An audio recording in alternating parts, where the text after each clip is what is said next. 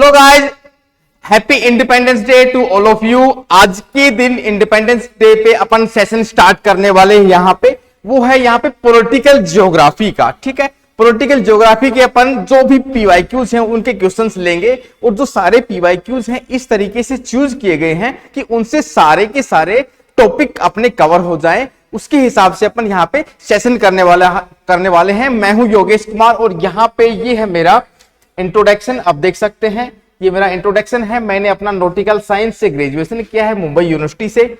मेरा जो एमएससी है वो ज्योग्राफी से है। पीएचडी मैंने अपना सबमिट कर दिया है। विद इन 1 और 2 मंथ में मेरा पीएचडी अवार्ड होने वाला है। मैं UGC net and JRF qualified हूं और सीएसआईआर नेट से भी मैं क्वालिफाइड हूं। मैंने इंटर्नशिप भी कंप्लीट की है मैनेज हैदराबाद से और सीएसआईआर सीमैप लखनऊ से मैंने कंप्लीट की है। वर्किंग एक्सपीरियंस मेरा 2 इयर्स का एक यूनिवर्सिटी के साथ में है और मुझे पढ़ाते हुए लगभग 8 साल से ज्यादा हो चुके हैं। तो यहाँ पे अपन शुरुआत करते हैं सेशन की। यहाँ पे पॉलिटिकल ज्योग्राफी का क्वेश्चन सबसे पहले आपकी स्क्रीन पर ये रहा। ठीक है, इसको ध्यान से देखना है। बहुत अच्छे क्वेश्चन हैं, सारे के सारे पीवाईक्यूज हैं और पिछले एग्जाम्स में नेट जेआरएफ के एग्जाम्स में आए हुए हैं। ठीक है, शुरुआत करते हैं। द कंसेप्ट ऑफ लेवेनस्ट्रॉम, आपने खूब नाम सुना होगा पॉलिटिकल ज्योग्राफी में, ये बहुत बड़ा नाम है। Levenstrom gained popularity in the field of political geography following the publication. ये पूछ रहा है कि कौन से पब्लिकेशन के बाद में यहां पे लेवेनस्ट्रॉम जो वर्ड है उसने पॉपुलैरिटी गेन की। सबसे पहले लेवेनस्ट्रॉम जो वर्ड है उसका मीनिंग मैं बताता हूं। इसका मीनिंग है लिविंग ऑब्जेक्ट या फिर लिविंग स्पेस। इसका मीनिंग ये हुआ कि कोई भी स्टेट है, कोई भी राज्य है, वो एक बायोलॉजिकल आइडेंटिटी है, मतलब कि लिविंग ऑब्जेक्ट है। ठीक है, इसकी शुरुआत कहां से हुई?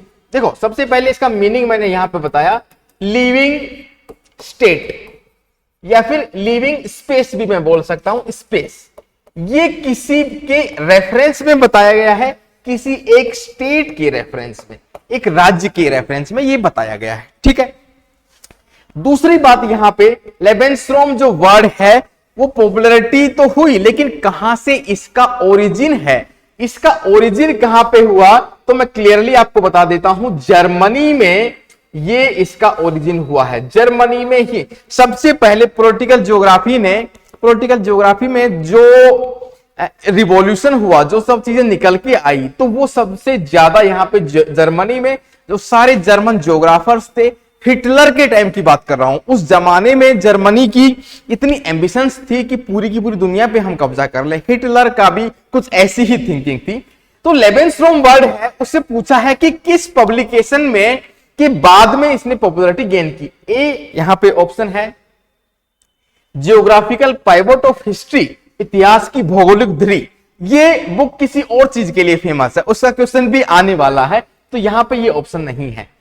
पॉलिटिक ज्योग्राफी ये बुक्स के नेम है, मैं इन्वर्टेड कॉमा में बंद कर देता हूं। B option making of political geography foreign affairs, तो मैं बता दूं यहां पे रेटजेल की ये बुक है। बी ऑप्शन जो अपना है रेटजेल की ये बुक है और इस बुक का नाम है यहां पे पॉलिटिक ज्योग्राफी। जर्मन वर्ड है, तो यहां पे ऑप्शन अपना हो गया बी ऑप्शन यहां पे करेक्ट है। ठीक है, आगे बढ़ते हैं। In which of the following book works did Mackinder in 1919 renamed his theory of pivot area as heartland. इसका मीनिंग ये हुआ कि 1919 में मैकिंडर ने निम्नलिखित में से किस पुस्तक में पाइवोट एरिया के अपने सिद्धांत का नाम बदलकर यहां पे हार्टलैंड किया? किस बुक में किया, यही यहां पे पूछा गया है। कौन सी बुक में यहां पे किया गया? ए ऑप्शन में है, देखो फिर से मैं समझाता हूं क्वेश्चन पूछ क्या रहा है। ठीक है, यहां पे मैकिंडर की थ्योरी थी सबसे पहले कौन सी? Pivot area. ठीक है, पाइवोट एरिया, उसका नाम बदल के बाद में मैकिंडर ने कर दिया था क्या? हार्टलैंड। ठीक है, यही पूछ रहा है कि कौन सी बुक में उसने हार्टलैंड वर्ड यूज किया या फिर इंट्रोड्यूस किया। ठीक है, यहां पे बुक्स के नेम है world war and geography, the democratic ideals and reality, the round world and the winning of the peace. Fourth option है आपका फॉरेन अफेयर्स। ठीक है, बुक का नाम आपको बताना है। तो मैं बताऊं यहां पे बी ऑप्शन है, जो डेमोक्रेटिक आइडियल्स एंड रियलिटी है, इस बुक में ही हार्टलैंड की थ्योरी मैकिंडर ने इंट्रोड्यूस की थी। तो ये बुक का नाम आपके दिमाग में छप जाना चाहिए कि इस बुक के अंदर ही हार्टलैंड की थ्योरी इंट्रोड्यूस की गई थी। किसके द्वारा? मैकिंडर के द्वारा। मैकिंडर का बार बार पूछा जाता है, पॉलिटिकल ज्योग्राफी का फेवरेट क्वेश्चन है। Mackinder, democratic ideals and reality, heartland, ये सारे के सारे, फिर उसके साथ में रिमलैंड भी, जो कि आगे आने वाले। ठीक है, आगे बढ़ते हैं। थर्ड नंबर का question, the organic theory of state. The organic theory of state was propounded bye, ठीक है, राज्य का जैविक सिद्धांत प्रतिपादित किया गया था। जो स्टेट है, अभी मैंने थोड़ी देर पहले बताया कि जो स्टेट है वो एक लिविंग ऑब्जेक्ट है, लिविंग स्पेस है, ठीक है, वो एक जैविक, मतलब जैविक का मतलब ये हुआ कि एक बायोलॉजिकल आइडेंटिटी है। थोड़ा एग्रेशन वाली ये थ्योरी थी। इसका मीनिंग ये हुआ कि जैसे कोई ह्यूमन बीइंग है, वो अपनी बॉडी का ग्रोथ करता है, उसका साइज बढ़ता है, उसी प्रकार से किसी भी स्टेट का जो एरिया होता है वो लगातार इंक्रीज होता रहता है, लगातार इंक्रीज होता है। इसीलिए इसको बायोलॉजिकल प्रिंसिपल बोला गया। ठीक है, राज्य का जैविक सिद्धांत प्रतिपादित किसने किया था, पूछा गया है। रेटजेल ने, स्पाइकमैन ने, हाउसहोफर ने और डब्ल्यू पेंक ने। देखो, सबसे जरूरी चीज कि रेटजेल ने ही लेवेनस्ट्रॉम की अवधारणा दी थी, रेटजेल ने ही जैविक सिद्धांत दिया था, रेटजेल के सिद्धांतों से ही आपके हिटलर साहब थे वो प्रभावित थे। जर्मनी की पूरी जो थ्योरी है एग्रेशन वाली, पॉलिटिकल एक्सपेंशन की जो थ्योरी है, वो रेटजेल के सिद्धांतों पर ही यहां पे आधारित है। इसलिए जैविक सिद्धांत जो है जर्मनी का, वो रेटजेल ने ही दिया था। ठीक है, क्लियर है, आगे बढ़ते हैं। फोर्थ नंबर पे, द बुक कौन सी? Geography of peace is authored और रिटन बाय। ये पुस्तक किसके द्वारा लिखी गई? महान, स्पाइकमैन, हाउसहोफर और रेटजेल। ज्योग्राफी ऑफ पीस ये वाली बुक है। ये वाली बुक किसके द्वारा लिखी गई, यहां पे ये पूछा गया है। ठीक है, ज्योग्राफी ऑफ पीस है ये बुक है। इसका मैं हिंट बता देता हूं आपको। इसी बुक के अंदर ही यहां पे रिमलैंड की थ्योरी दी गई है। रिमलैंड की थ्योरी कहां पे दी गई है? ज्योग्राफी ऑफ पीस में। तो लिखा किसने होगा? रिमलैंड दिया किसने? स्पाइकमैन ने। तो बी ऑप्शन यहां पे बिल्कुल करेक्ट है। ज्योग्राफी ऑफ पीस थ्योरी क्या थी? रिमलैंड। ठीक है, किसने दिया? स्पाइकमैन ने।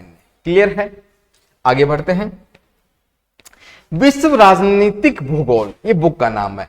Who wrote the book known as the World Political Geography? जो वर्ल्ड पॉलिटिकल ज्योग्राफी है, जो वर्तमान समय में, इस बुक के द्वारा जो वर्तमान समय में जितने भी पॉलिटिकल एक्टिविटीज हो रही हैं, मतलब कि वर्ल्ड वॉर एरा की है ये। वर्ल्ड वॉर एरा, उसके बाद में कोल्ड वॉर का एरा आया, उसी ड्यूरेशन में 1991 में एलपीजी, लिबरलाइजेशन और ये क्या प्राइवेटाइजेशन और ग्लोबलाइजेशन, ये थ्योरी, सारी की सारी थ्योरी इस बुक में डॉक्यूमेंटेड है। ठीक है, नामक पुस्तक किसने लिखी है? पूछा गया है कि ये वाली बुक है किसके द्वारा लिखी गई है। यहां पे जीई पियर्सी ऑप्शंस हैं, A B C D. G E Pearcy, second one is Stephen B Jones, J K Wright और हार्टसॉन। आसान सा क्वेश्चन है और बहुत पूछा भी जाता है। वर्ल्ड पॉलिटिकल ज्योग्राफी जो बुक है आपकी, पांचवें का ए ऑप्शन यहां पे बिल्कुल सही है। जीई पियर्सी है आपके, जीई पियर्सी ने ही ये वाली बुक लिखी थी। कौन सी? World political geography, G E Pearcy. ठीक है, आगे बढ़ते हैं। सिक्स्थ नंबर का, who propounded the theory of heartland. बहुत आसान सा क्वेश्चन है। Who propounded the theory of heartland in political geography. Theory of heartland बार बार पूछा गया है और आसान सा क्वेश्चन है। किसने दी गई? यहां पे ऑप्शंस हैं, स्मिथ, स्पाइकमैन, मैकिंडर और हाउसहोफर। तो सी ऑप्शन, मैकिंडर ने कौन सी थ्योरी दी थी? यहां पे हार्टलैंड की थ्योरी यहां पे दी थी। ठीक है, 6 नंबर का सी ऑप्शन। आगे बढ़ते हैं। निम्नलिखित में से किसने रिमलैंड सिद्धांत की अवधारणा दी? अभी मैंने कुछ देर पहले ही यहां पे डिस्कशन किया कि स्पाइकमैन ने थ्योरी दी है किसकी? रिमलैंड की। देखो इसको मैं थोड़ा सा यहां पे डिटेल में बताना चाहता हूं कि ये वाला जो पार्ट है ये यूरोप का पार्ट है, ठीक है। इसके बाद में साथ में ये जुड़ा हुआ है कौन सा? एशिया महाद्वीप। यूरोप के साथ में ये हो गया आपका यूरोप, प्लस में यहां पे साइबेरिया फिर रसिया वाला पार्ट है। इन दोनों को मिला के यहां पे बोला गया था मैकिंडर के द्वारा कि जो भी शक्ति, जो भी पावर इस रीजन पे यहां पे जिसका कंट्रोल होगा वो पूरी दुनिया पे राज करेगा। उसने ऐसा क्यों बोला? उसने ऐसा इसलिए बोला कि यूरोप और साइबेरिया का अब पार्ट साथ में मिलाते हैं तो बहुत बड़ा पार्ट हो जाता है, और ये वाला रीजन रिसोर्सेज से रिच है, बहुत सारे रिसोर्सेज हैं यहाँ पे, पेट्रोलियम से लेके, नेचुरल गैस से लेके, अनाज से लेके, इंडस्ट्री से लेके, बहुत सारे रेयर अर्थ मटेरियल्स हैं वो भी सभी। तो ये सारे के सारे पॉइंट अपन मिलाते हैं तो ये क्या है कि इस रीजन पे जो कंट्रोल करेगा, हार्टलैंड, हार्ट का मतलब कि हार्ट मतलब होता है आपका हार्ट और लैंड का मतलब जमीन, ये पूरी दुनिया का हार्टलैंड है, उसका मीनिंग ये था यहां पे। तो ये थ्योरी किसने दी? यहां पे मैकिंडर ने, ये थ्योरी दी आपकी मैकिंडर ने।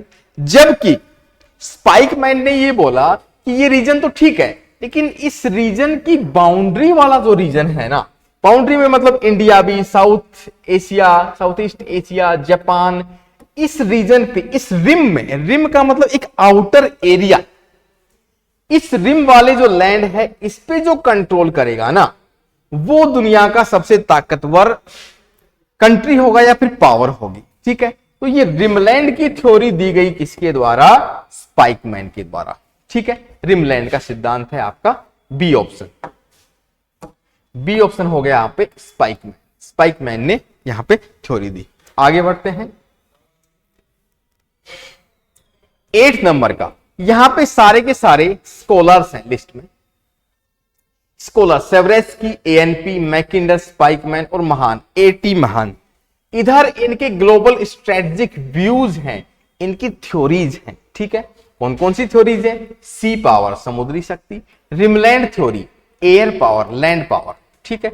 मैं बोलूं रिमलैंड की थ्योरी किसने? स्पाइकमैन ने। सी का आंसर 2 यहां पे, सी का आंसर 2 अपन करते हैं तो अपना आंसर यहां पे निकल के आ चुका है। दूसरी चीज, मैकिंडर ने बोला लैंड पावर, लैंड पावर या फिर हार्टलैंड, एक ही बात है। बी का यहां पे 4, बी का यहां पे 4 है, बिल्कुल सही है। ए यहां पे अपन देखेंगे कि सेवरेस्की, सेवरेस्की थे एयरफोर्स में, एयरफोर्स में थे कौन से कंट्री की में? यूएसए की एयरफोर्स में। अब एयरफोर्स का आदमी तो एयर पावर की ही बात करेगा, सीधी सी बात है। तो ए का यहां पे थर्ड ऑप्शन, ए का यहां पे थर्ड, ठीक है। एयर पावर की शक्ति दी थी किसने? सेवरेस्की ने। उसके बाद में एटी महान, एटी महान ने यहां पे सी पावर, ये भी आपके यूएसए के ही थे, तो सी पावर समुद्री शक्ति देखा जाए तो, लेकिन समुद्री और एयर शक्ति, एयरफोर्स, नेवी सबका ही इंपॉर्टेंस आज के दिन है, लेकिन ये उस जमाने की बात थी जब डेवलपमेंट इस लेवल का नहीं हुआ था, टेक्नोलॉजी ऐसी नहीं आई थी। तो यहां पे बी ऑप्शन आपका करेक्ट हो गया। आगे बढ़ते हैं, देखो क्वेश्चन देखो,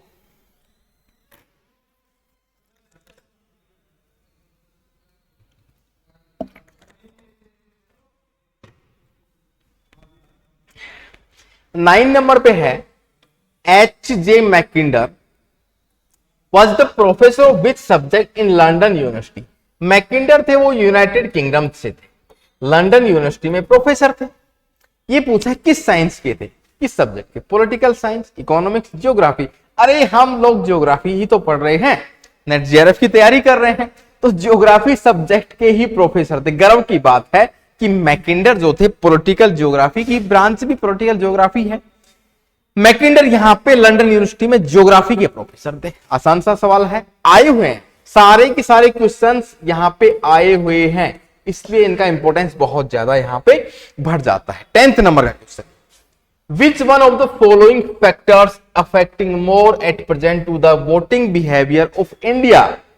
इंडिया के वोटिंग बिहेवियर को, बहुत करंट अफेयर से रिलेटेड भी कह सकते हैं इसको, प्रेजेंट सिनेरियो में इंडिया का जो वोटिंग बिहेवियर है इस टाइम पे, एट प्रेजेंट में जो वोटिंग बिहेवियर है, वोटिंग का ट्रेंड है, लोग किस चीज के लिए वोट दे रहे हैं उसकी बात पूछ रहा है। तो देखो मैं हिंट देता हूं यहां पे कि आपने देखा होगा कि एक यहां पे थोड़ा सा इश्यू भी हो गया था, कुछ यहां पे चर्चा में भी था, विकास के नाम पे वोट, विकास के नाम पे वोट। तो हिंट यहां पे सीधी सी बात है कि डेवलपमेंट के नाम पे यहां पे प्रेजेंट में, मैं बात कर रहा हूं प्रेजेंट सिनेरियो की, अगर थोड़ा सा पीछे जाएंगे तो यहां पे caste system, religious base, old base of political parties, हाँ बिल्कुल ये तीनों फैक्टर भी हावी थे।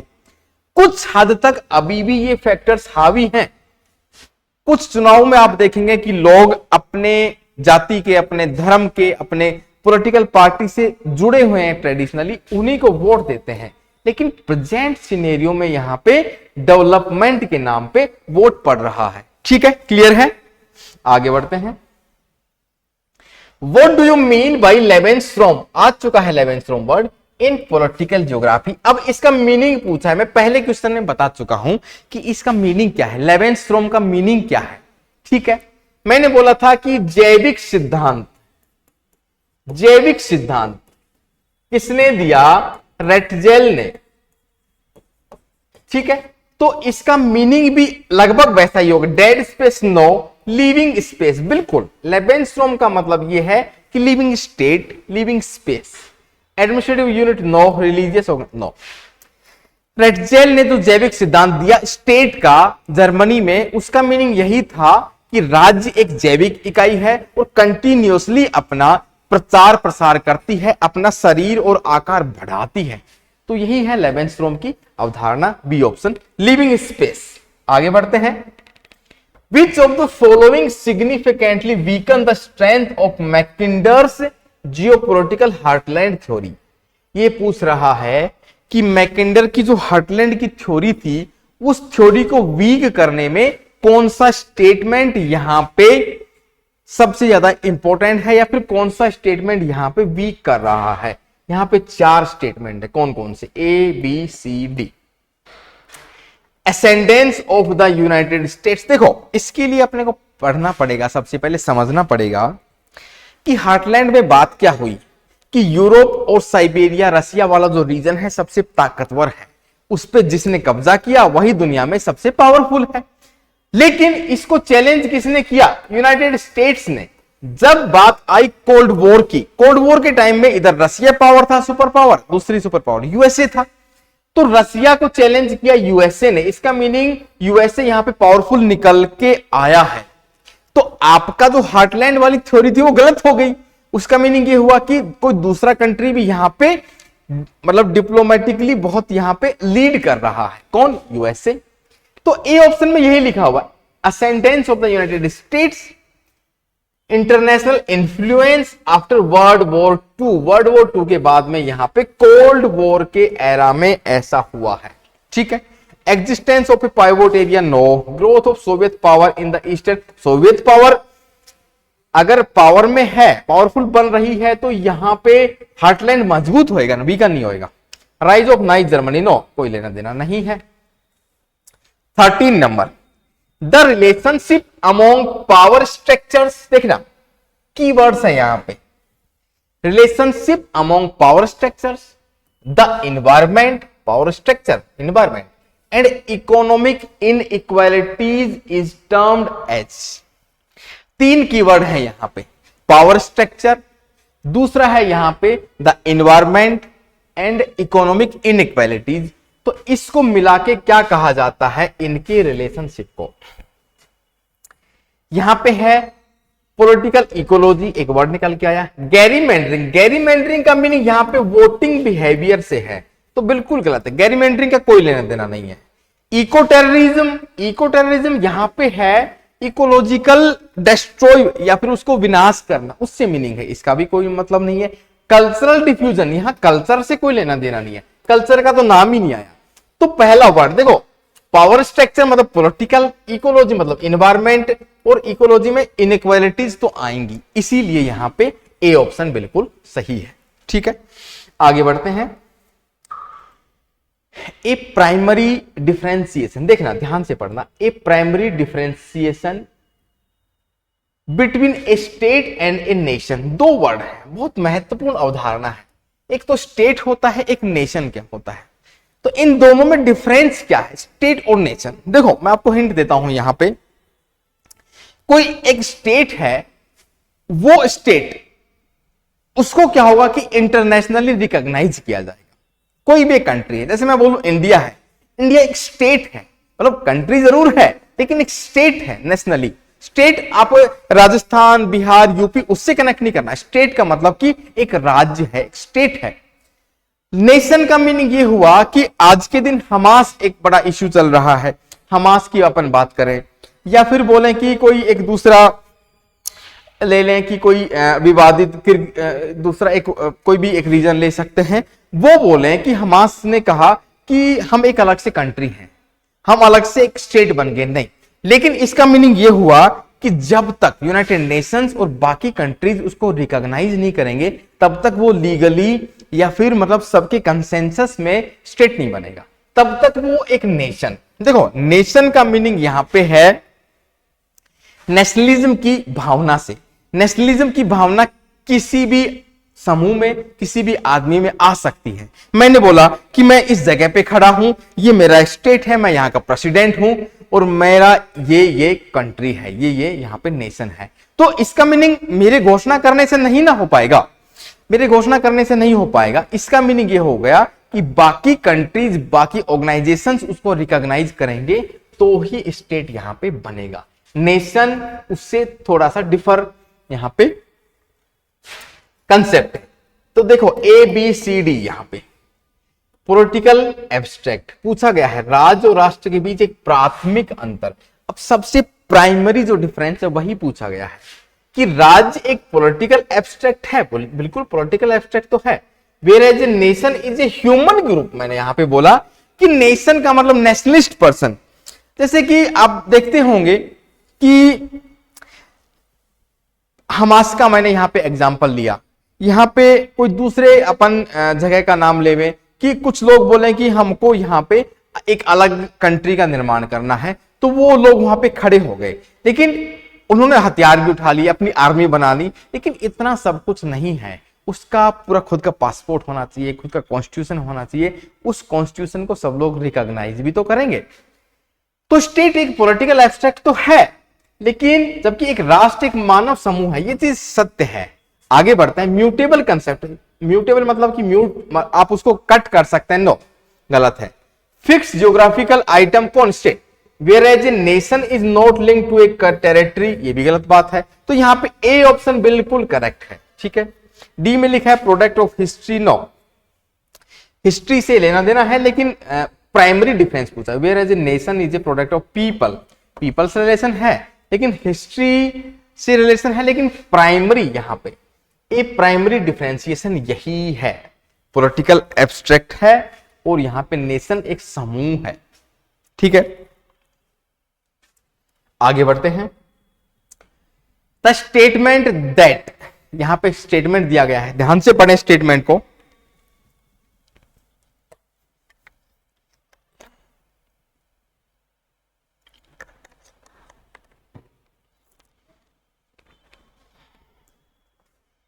स्टेटमेंट कह रहा है the statement that who rules east Europe, eastern Europe की बात कर रहे हैं, कमांड्स द हार्टलैंड, हार्टलैंड की अपन बात कर रहे थे, अभी मैंने मैप बना के भी समझाया।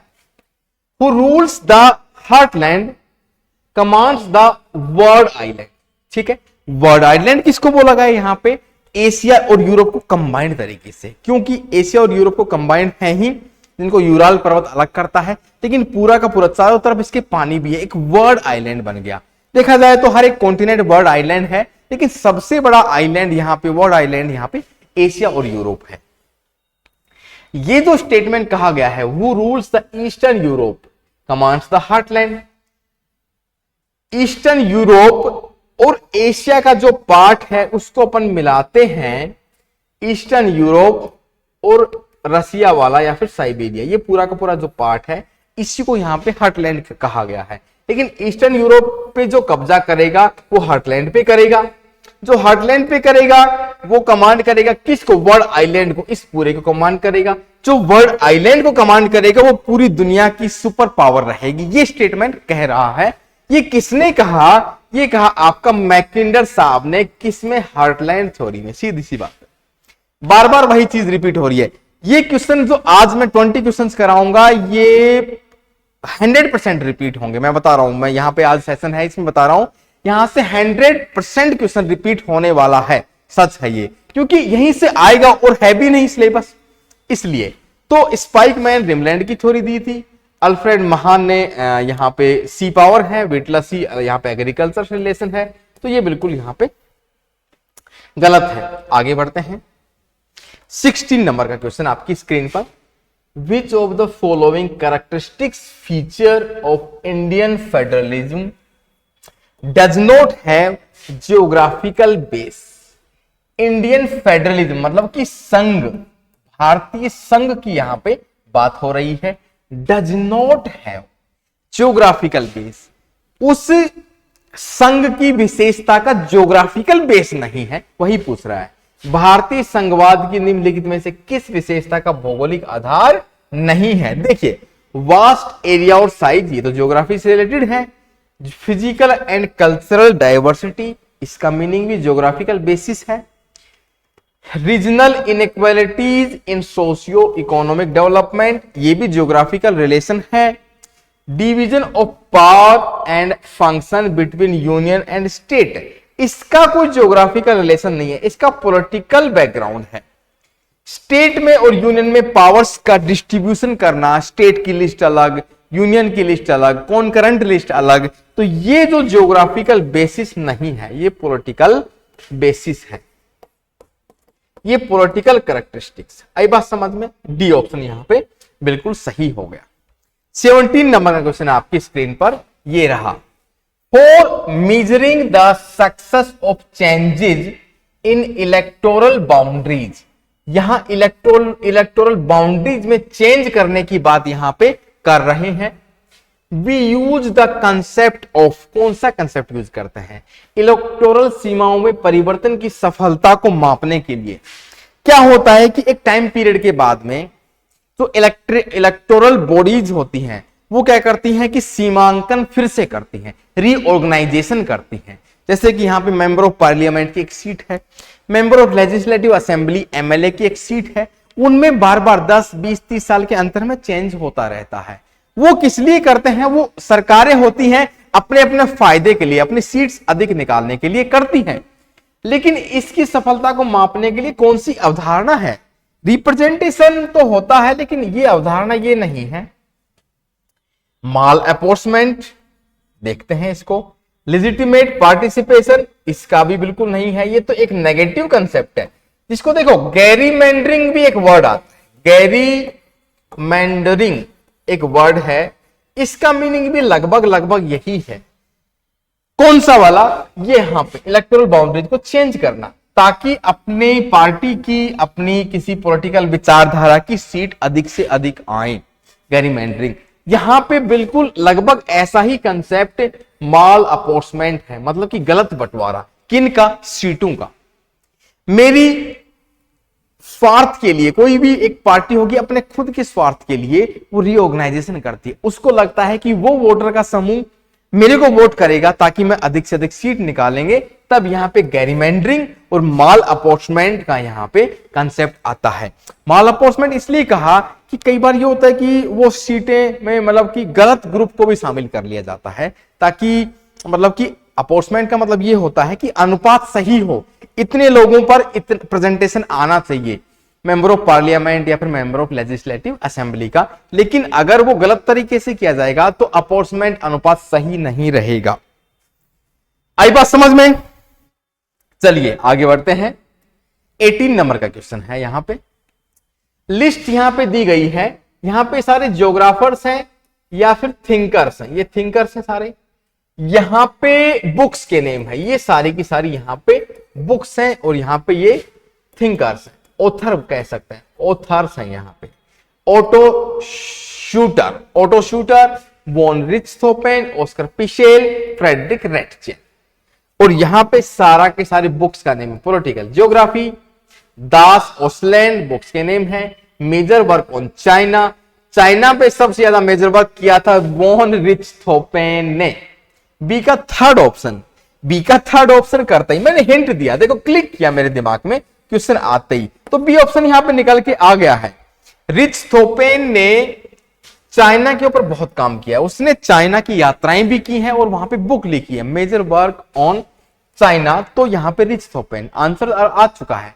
और देखो फ्रेडरिक रेटजेल की बात करें तो पॉलिटिकल ज्योग्राफी सबसे पहला क्वेश्चन आया था यही वाला अपना, डी का फर्स्ट ऑप्शन, डी का फर्स्ट ऑप्शन बिल्कुल सही है। उसके बाद में ऑस्कर पिशेल, देखो दास ओसलैंड ये जो बुक है, ये सबसे जरूरी बात ये देखो कि सारे के सारे जो ज्योग्राफर्स हैं, ये सारे के सारे ज्योग्राफर्स हैं, ये जर्मन ज्योग्राफर्स हैं, ये ज्योग्राफर्स हैं, जर्मनी से इनका रिलेशन है। तो ऑस्कर फिशेल ने बुक लिखी थी यहां पे 10 आइलैंड, सी का यहां पे 2, सी का 2 है 10 आइलैंड। इसमें भी जो पॉलिटिकल ज्योग्राफी के कंसेप्ट हैं जर्मनी से रिलेटेड हैं, उस जमाने में हिटलर के आसपास का ही बातें हैं ये, उस जमाने में ये बुक लिखी और जर्मनी का जो उग्रवाद है वो इन्हीं बुक्स पे, रेटजेल, ऑस्कर पिशेल, इन पे ही आधारित है। इसके बाद में ए का 4 ऑटो शूटर, ए का 4 का मतलब ये है कि visible content of landscape, landscape या लैंडस्केप की थोड़ी जो बात होती है, auto shooter landscape, visible content of landscape, landscape का जो कंटेंट है उसके बारे में ये उनकी बुक है ऑटो शूटर की। आगे बढ़ते हैं तो ऑप्शन यहां पे बी ऑप्शन बिल्कुल सही है। कॉलम मैच फिर से, टाइप ऑफ बाउंड्रीज, ये बाउंड्रीज का टाइप है। यहां पे लिस्ट है, एग्जाम्पल है, यहां पे किस चीज के, उनके एग्जाम्पल है, किनके, उन बाउंड्रीज के। बाउंड्रीज कौन कौन सी है, एंटीसीडेंट बाउंड्री मतलब पूर्ववर्ती, पहले से ही चली आ रही है। सबसिक्वेंट बाद में बनी वो सीमा। सुपर इम्पोज जबरदस्ती थोपा गया है। रेलिक मतलब उसके सिर्फ अवशेष है, वो बाउंड्री खत्म हो चुकी है। 4 यहां पे एबीसीडी है, इनके एग्जाम्पल उत्तरी कोरिया, दक्षिण कोरिया, बर्लिन की दीवार। देखो बर्लिन की दीवार अभी है क्या, तो रेलिक बाउंड्री का एग्जाम्पल है बेस्ट। डी का 2, डी का 2 मैं करता हूं तो 3 ऑप्शन यहां पे आ रहे हैं, 2 ऑप्शन आ रहे हैं, 4 नहीं है, 2 ऑप्शन आ रहे हैं, ठीक है, बी और सी। आगे बढ़ते हैं। Super imposed, America, Canada, Bharat और म्यांमार की उत्तरी कोरिया और दक्षिण कोरिया की सीमा। देखो सुपर इम्पोज जो बाउंड्री है वो है आपकी साउथ कोरिया और दक्षिण कोरिया 38 डिग्री नॉर्थ लैटिट्यूड है। इस प्रकार से कोरियन पेनिनसुला है, नीचे साउथ कोरिया है और ऊपर नॉर्थ कोरिया। तो ये जो लैटिट्यूड है 38 डिग्री है। तो बोला कि जो 38 डिग्री लैटिट्यूड है वो नॉर्थ कोरिया और साउथ कोरिया के बीच की बाउंड्री होगी जब वहां पे वॉर चल रहा था। तो ये यहां पे इंपोज की गई। सी का यहां पे ए, सी का यहां पे मैच हुआ फर्स्ट से, सी का यहां पे फर्स्ट, दोनों में, सी में, दोनों में, बी और सी में फर्स्ट ऑप्शन आ रहा है, ठीक है। आगे बढ़ते हैं, गेम यहां पे लास्ट स्टेज में जा रहा है, ठीक है। पूर्ववर्ती सीमा, देखो अमेरिका और कनाडा की बात करें तो उनमें अंडरस्टैंडिंग बन गई थी कि भाई ये बाउंड्री है, 49 डिग्री को माना गया, उसके ऊपर अंडरस्टूड था। वहां यूएसए और कनाडा की बाउंड्री अभी भी ऐसी है कि वहां पे कोई भी आर्मी नहीं है। बहुत इंटरेस्टिंगली तभी तो वो दोनों कंट्रीज डेवलप भी हो पाए। देखो आर्मी का जो फंड होता है नेवी एयरफोर्स का, वो बहुत बड़ा फंड रहता है, डिफेंस का फंड बहुत बड़ा होता है। तो आप अभी भी देखेंगे तो ये यूएस, नॉर्थ अमेरिका की मैं बात करूं तो ये आपका नॉर्थ अमेरिका है इस प्रकार से। यहां पे ये हो गया आपका मैक्सिको, ये हो गया आपका यूएसए, ठीक है, ये हो गया आपका कनाडा। तो ये जो बाउंड्री है 49 डिग्री है वैसे तो, लेकिन ये बाउंड्री ऐसी है कि यहां पे अभी भी कोई भी आर्मी बिल्कुल नहीं है, कोई भी आर्मी यहां पे तैनात नहीं है। इसका मतलब ये हुआ कि पूर्ववर्ती है, यहां पे पहले से अंडरस्टैंडिंग थी, पूर्ववर्ती। ए का यहां पे ऑप्शन आया है, कौन सा, ए का ऑप्शन है मतलब अमेरिका और कनाडा। ए का 3 होते ही अपना सी ऑप्शन यहां पे करेक्ट हो जाता है। बाद में बनाया भारत और म्यांमार। देखो भारत और म्यांमार की सीमा बाद में सब्सिक्वेंट बाउंड्री का एग्जांपल यहां पे इंडिया और बर्मा का यहां पे बाउंड्री यहां पे बनी है। ठीक है, ए का यहां पे 4, तो सी ऑप्शन यहां पे करेक्ट हो जाता है। C option is correct answer, C. चले आगे, चलिए 20, यहां पे भी बाउंड्रीज से रिलेटेड है, लिस्ट है, टाइप ऑफ बाउंड्रीज है, ये पूछा जाएगा। एग्जाम्पल पूछते हैं, बार बार पूछते हैं ये वाला, ये जो यहां पे बाउंड्रीज का क्वेश्चन है ये बार बार पूछा जाता है। सबसे पहली है जियोमेट्रिक बाउंड्री का एग्जाम्पल, इधर एग्जाम्पल्स हैं बाउंड्रीज के। सेकंड है यहां पे नेचुरल बाउंड्री, एंथ्रोपोजेनिक मतलब जो मानव ने बनाई है। ठीक है, तीन यहां पे तीन है, ज्यादा नहीं है। तो देखिए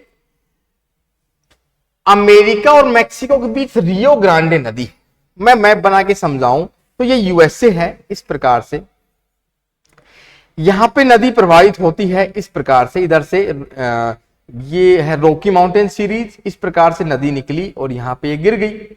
तो ये कौन सी नदी है, रियो ग्रांडे। तो यही सीमा बन गई किसकी, मैक्सिको और यहां पे यूएसए, इन दोनों के बीच में सीमा बन गई। प्राकृतिक है, उस प्राकृतिक नदी को ही सीमा मान लिया, तो प्राकृतिक सीमा फर्स्ट, बी का फर्स्ट एक ही जगह है। आंसर आपका आ चुका है। ठीक है, आंसर आपका आ चुका है। ठीक है, बी ऑप्शन आ गया। लेकिन आगे देखते हैं, मानव जनित सीमा 49 अमेरिका और कनाडा के बीच में समानांतर। ओके, फ्रांस और जर्मनी के बीच में भाषाई सीमा, देखो फ्रेंच और जर्मन लैंग्वेज के जो बोलने वाले हैं उनके बीच में उनका ग्रुप था, उनको अलग अलग कंट्रीज या स्टेट बना के उनके बीच में बाउंड्री की गई। किसके कारण बनी, ह्यूमन बीइंग के कारण। तो मानव जनित सीमा हो गई सी का थर्ड, फ्रांस और जर्मनी की, सी का थर्ड यहां पे बिल्कुल सही है। ज्यामितीय सीमा, ज्यामितीय मतलब कि लैटिट्यूड से बनी हुई है, ए का second 49 degree north latitude USA और कनाडा के बीच की बाउंड्री है। तो ये ज्यामिति ने मतलब कि लैटिट्यूड लॉन्गिट्यूड अपन पूरी दुनिया में खींचेंगे ग्लोब पर, उससे इस सीमा का निर्माण हुआ है। ए का यहां पे सेकंड, तो बी ऑप्शन यहां पे बिल्कुल सही है। तो ये पॉलिटिकल ज्योग्राफी के क्वेश्चंस थे, इनका आज सेशन था, सारे के सारे क्वेश्चंस आए हुए हैं और इन्हीं पे आधारित आप देखना।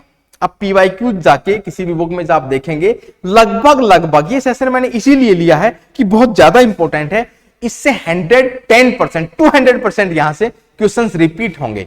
रिपीट मतलब एज इट इज नहीं आएंगे, लेकिन लगभग किसी बुक का नाम पूछ लिया, हार्टलैंड ड्रीमलैंड बिल्कुल जरूर पूछा जाएगा, बाउंड्री का, स्टेट और नेशन का कंसेप्ट पूछा जाएगा, नेशन स्टेट का।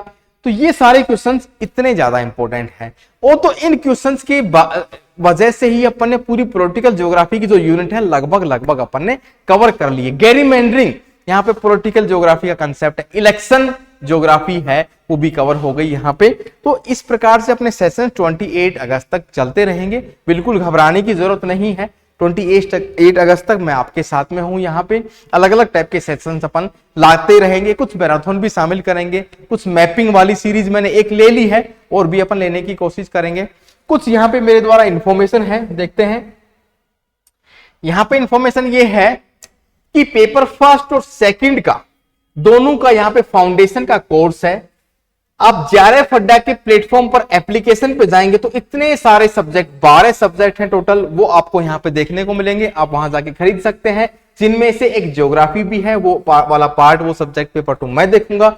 उसके अलावा इसकी खासियत है कि 10 सालों के PYQs मिलेंगे, डिटेल एक्सप्लेनेशन मिलेगा, टेस्ट सीरीज भी है, कंप्लीट रिवीजन है, ये सब इसकी विशेषताएं हैं। तो आप एप्लीकेशन पे जाके ये कोर्स परचेज कर सकते हैं और अपनी सक्सेस को निर्धारित कर सकते हैं। और एक अपडेट मेरी तरफ से ये है कि यहां पे आपको 2 डेज, एक तो मंडे को, एक तो आपका यहां पे मंडे, दूसरा थर्सडे, इन दोनों दिन को यहां पे 8 AM to 8 PM live free test है। अपना एग्जाम यहां पे आप चेक करने के लिए इन टेस्ट को जरूर देवें, ऐसा मेरा सजेशन है। कोई भी इंक्वायरी हो इस नंबर पे आप पूछ सकते हैं और ये लाइव टेस्ट जरूर दें। ऑल इंडिया रैंकिंग अपन यहां पे निकालते हैं, ठीक है। एक अपडेट और भी है कि हाँ, पेपर फर्स्ट का जो ऑफलाइन मतलब face to face offline course है क्लासेस है, वो इतनी बड़ी एनर्जेटिक और एंथुजियास्टिक टीम है, सारे क्वालिफाइड लोग हैं यहाँ पे, इनके द्वारा यहाँ पे जयपुर सेंटर पे, ठीक है, इसमें मेरा फोटो ऐड नहीं हुआ है, अभी कर देंगे। उसके साथ में ये वाला ये एड्रेस है और ये यहाँ पे कॉन्टेक्ट नंबर है। तो इसकी ये सारी विशेषताएं, फेस टू फेस क्लासेस होंगी, हैंड रिटन क्रैश कोर्स रहेगा, हैंड रिटन नोट्स रहेंगे। तो पेपर फर्स्ट अभी स्टार्ट किया है, सेकंड भी यहाँ पे जल्दी ही स्टार्ट होने वाला है। तो यहाँ पे जयपुर में ये ऑफलाइन सेंटर स्टार्ट हुआ है, बाकी जगह भी अपन यहाँ पे करने वाले हैं। तो आज का सेशन अपन यहीं पे ही समाप्त करते हैं। अगले सेशन में कल 5 बजे लाइव अपन फिर से मिलेंगे। तब तक के लिए जय हिंद, जय भारत, हैप्पी इंडिपेंडेंस डे। जय हिंद, जय भारत।